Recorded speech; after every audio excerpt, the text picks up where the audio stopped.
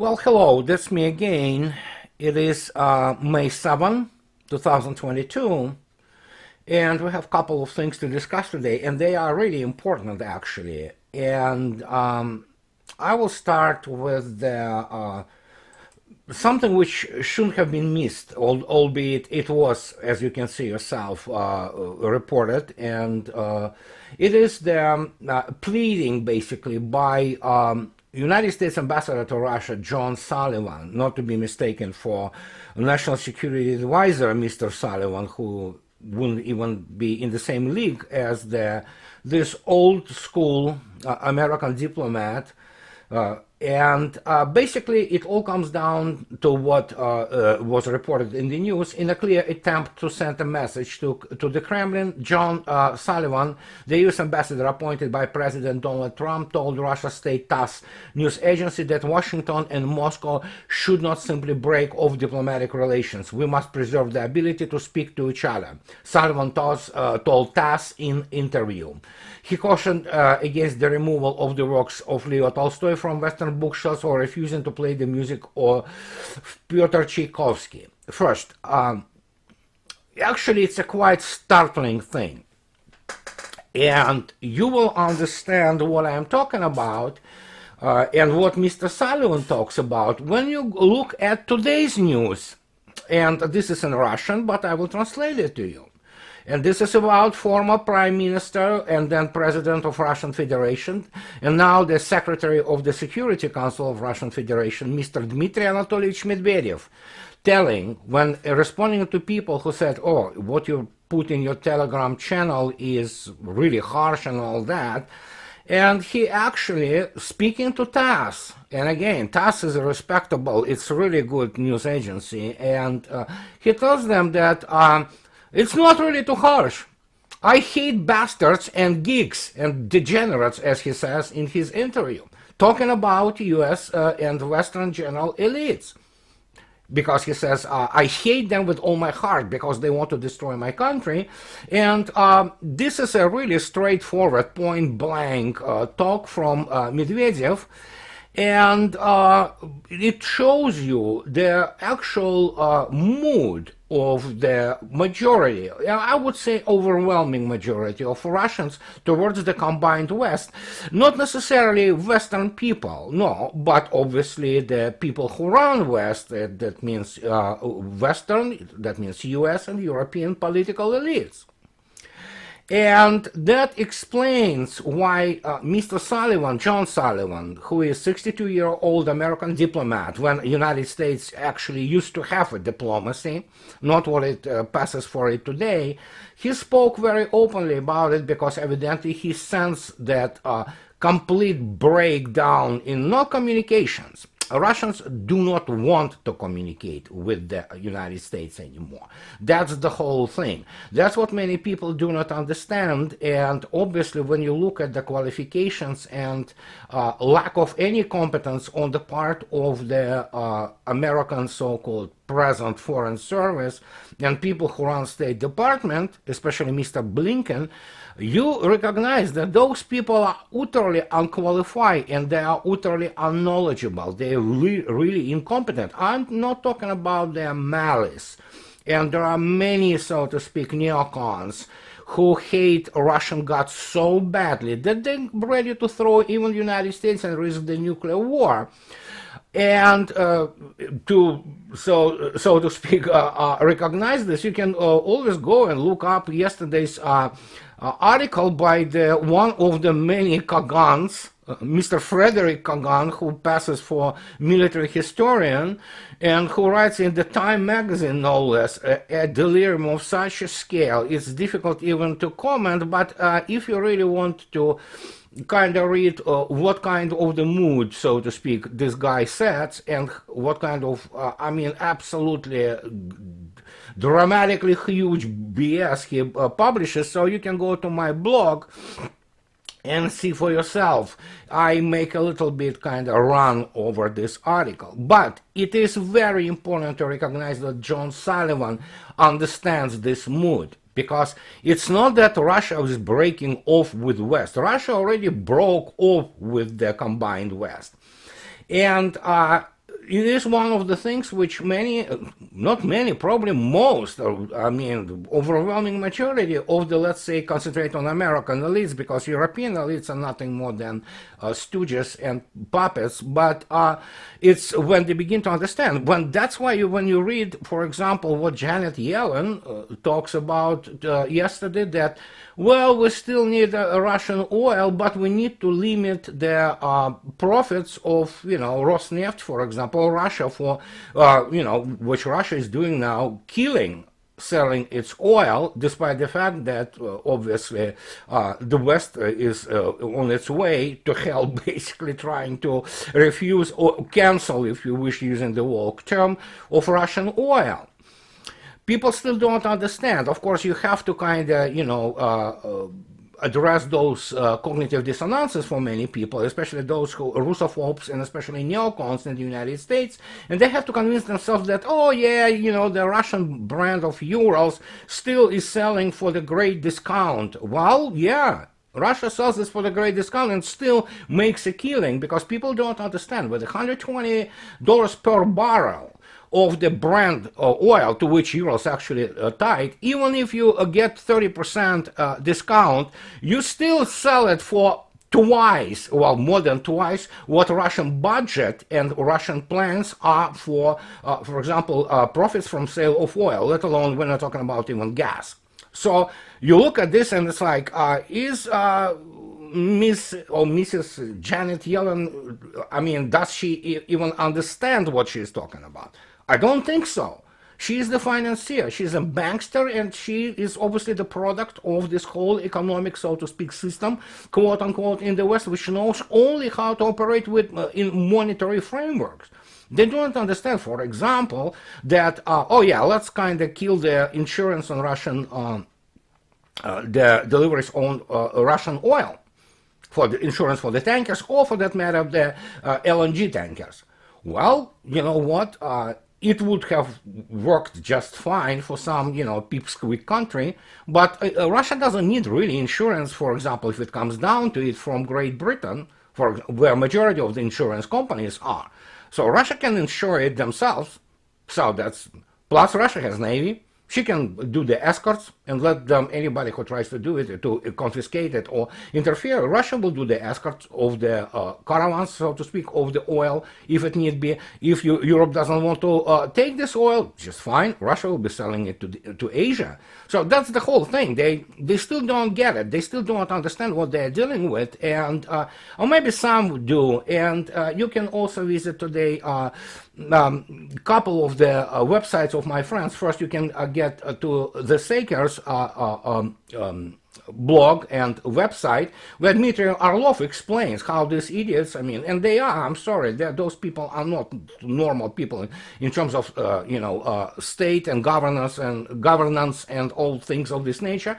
And he wrote, and the Saker posted a wonderful article about how they want to basically make Russia and Putin, whatever, collective Putin, weaker, but the more they try it, the more they achieve the absolutely opposite result. This is because, and this is the main motif, so to speak, of all my videos and everything I write about, that those people don't understand the subject. Not only they don't know Russia, they also don't know the subject they're dealing with. That means what? International trade, real economy, technology, real industries, and things of this nature. These are paper pushers, be that Janet Yellen or whoever. Those people are primarily people who worked in the offices and were dealing with the abstract texts of the abstract finances, or moving this and that debit credit on the banks.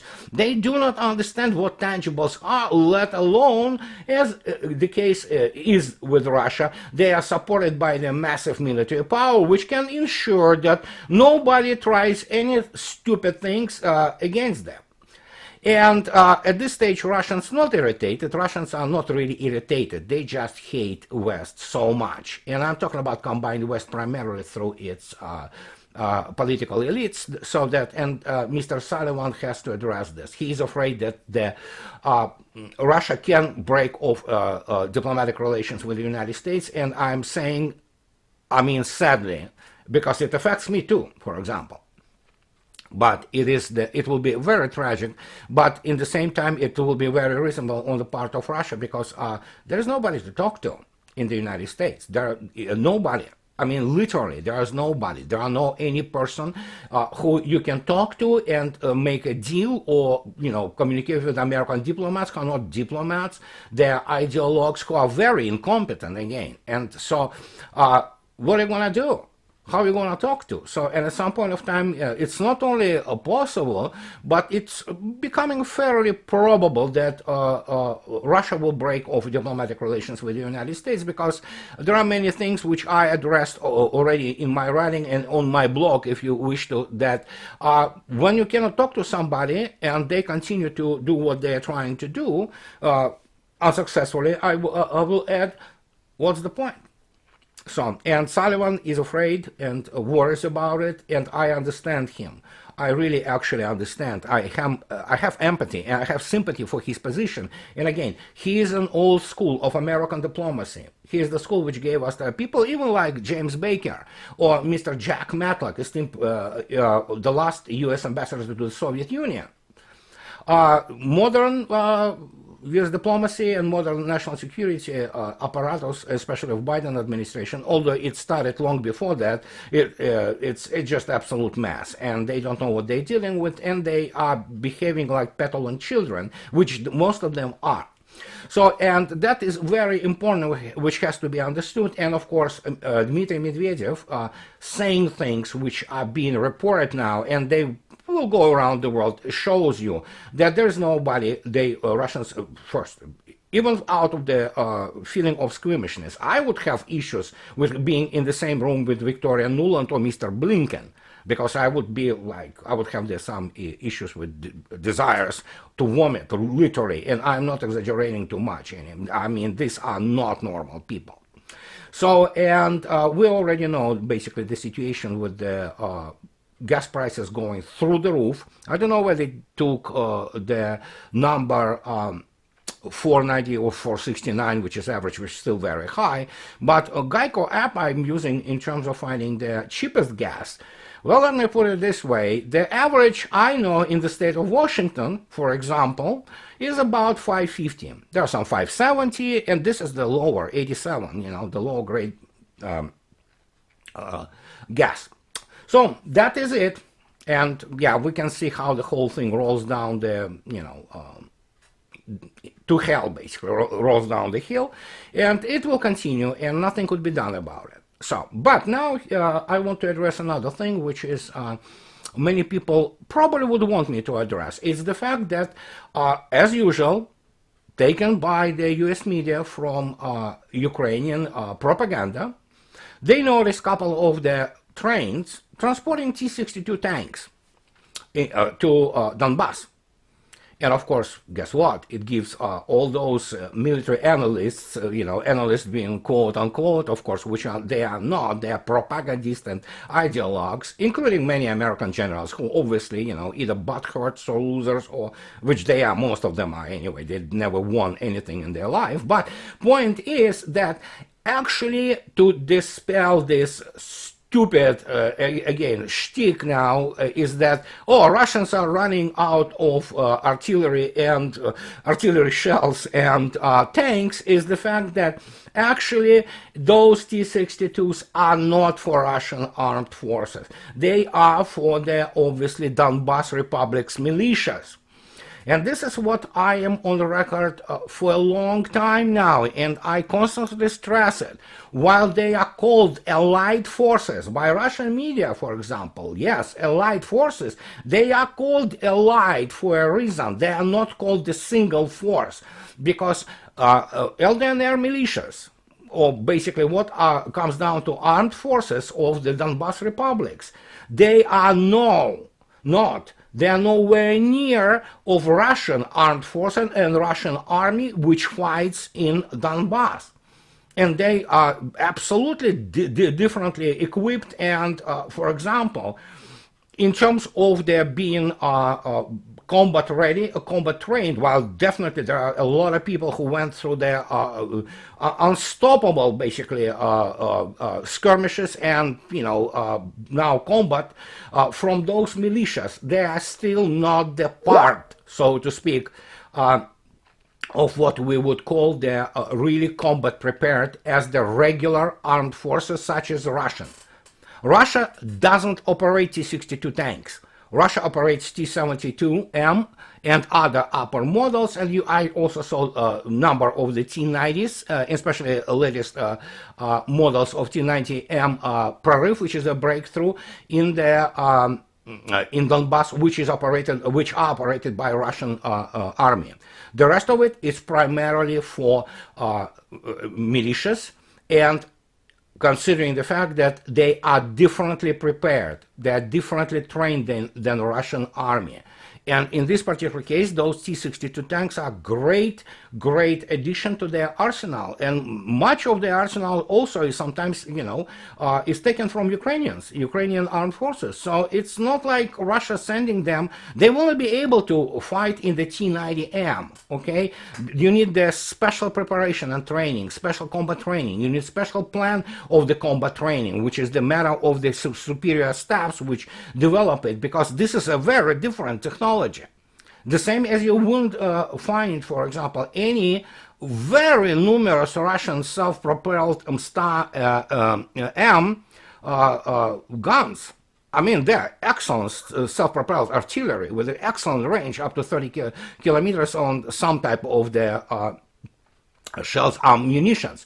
Elderly republics do not have it. They have those forces and that technology operating in their favor. They have this technology operating in concert with them, but they don't have it.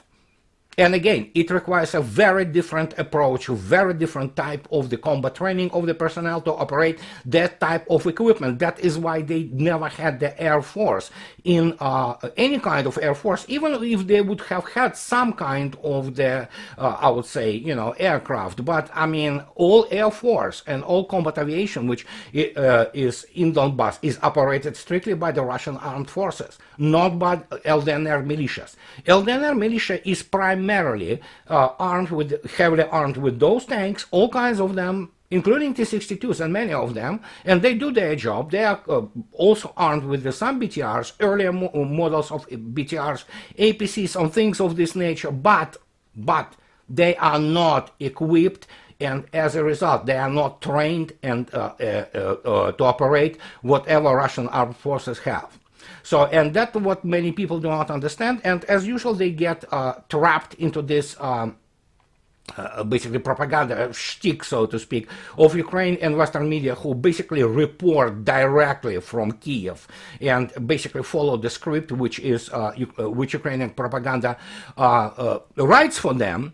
But even that begins to change, obviously. And again, you can go and, for example, visit my friend Bernard's Moon of Alabama website, and he writes about it. I did write about this too, that the narrative begins to change, because you cannot lie anymore. You cannot constantly make shit up, not to mention the fact that already a Russian Ministry of Defense published and basically presented the facts and videos of Ukrainians staging things, staging their victories, quote unquote, and it is financed by Great Britain, some American money, and yeah, you need to have those victories, fake victories, virtual victories, going, coming all the time, because this is how the whole system operates now. But yeah, judging by the number of the voices, including in the United States, and including from competent people who are former military leaders who say, yeah, it's over, guys, just face it, it's done, it's over.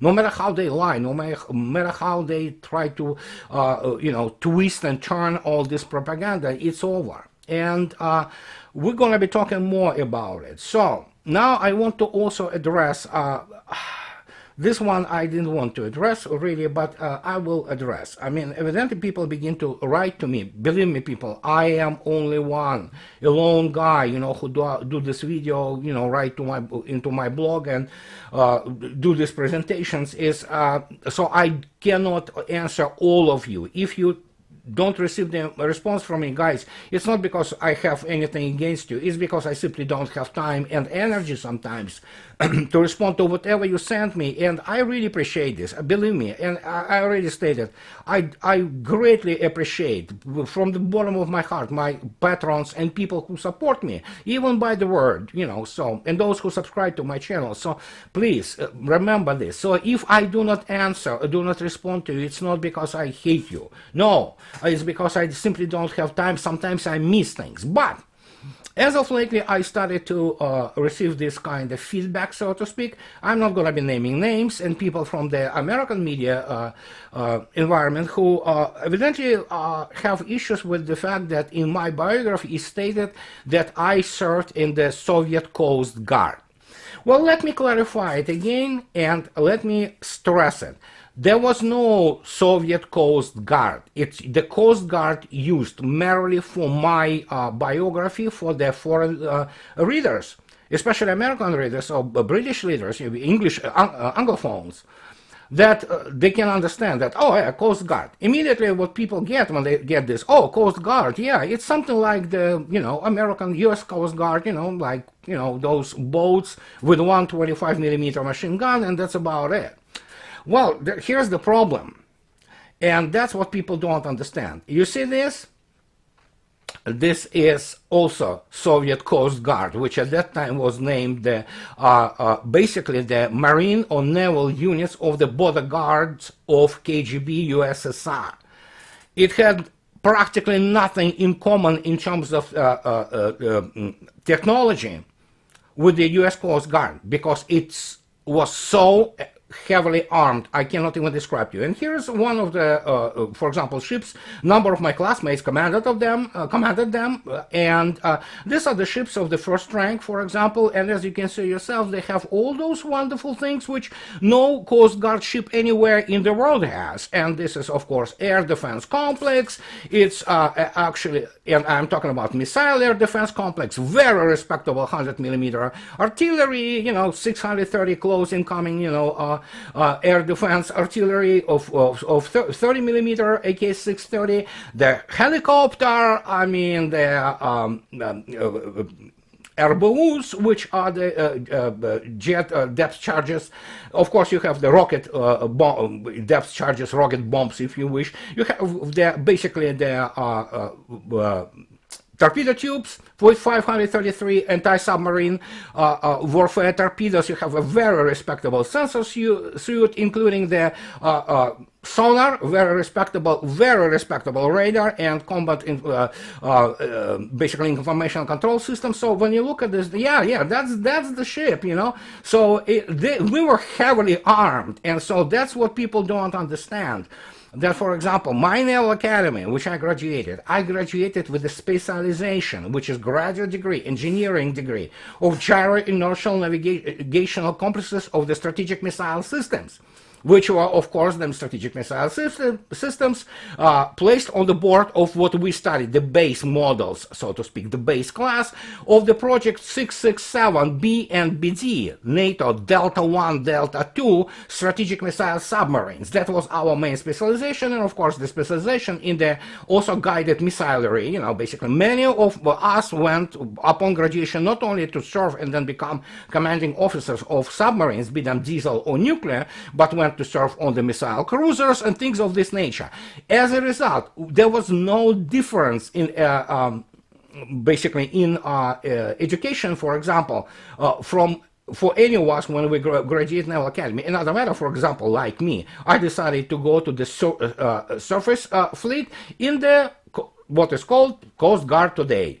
But I mean, even in the small ships I started to serve in, we had a lot of artillery, we had torpedo tubes, we had depth charges, I had 2 sonars, one of them dipping, number of radar, and a lot of things of this nature. So, and yeah, when you talk about, think about it, I mean, we were basically Navy. We were second Navy in the Soviet Navy, and operationally, in times of war, we would go immediately to serve under the command, not of KGB, but of the main staff of the Soviet Navy, and we would be doing primarily patrol and anti-submarine warfare functions. and some SUVA, what is called surface warfare. So, and people don't understand this. They think that, oh yeah, you go to this 4-year, U.S. Coast Guard Academy. Nothing against it. It's a great academy, make no mistake. But the point is that, yeah, they study what? Leadership and things? No, guys. You study weapons. Again, people don't understand. I have a graduate degree in how to basically sink the U.S. Navy or any NATO Navy. And of course, I have the S, which is the second specialization. Any naval cadet in the Soviet Union, and even today Russia, we go out also with the specialization and ability to command, tactical command of the naval infantry, Marines units. That is why we started also for 2 years, not only just the issues of some of those sophisticated weapons, but we studied marine or naval infantry tactics, a bunch of the operational issues related to this. So here it is. That's why my second degree, as any other graduate of the Soviet Naval and Russian Naval Academy has, my second degree is which is undergraduate degree, is in the military science. In fact, I want to stress it again. The program, both academically and militarily, in Soviet military academies differs dramatically from whatever is taught in the Western world. And I'm talking dramatically. So, I hope I explained it very clearly, but I just wanted to show you one of the ships which were operating in the Soviet so-called Coast Guard. So I think so that will wrap it up for me for today. And as always, guys, I really appreciate your support. Those can support me, please support me on the Patreon. And of course, subscribe to my channel. And I'll be talking to you later. Bye-bye.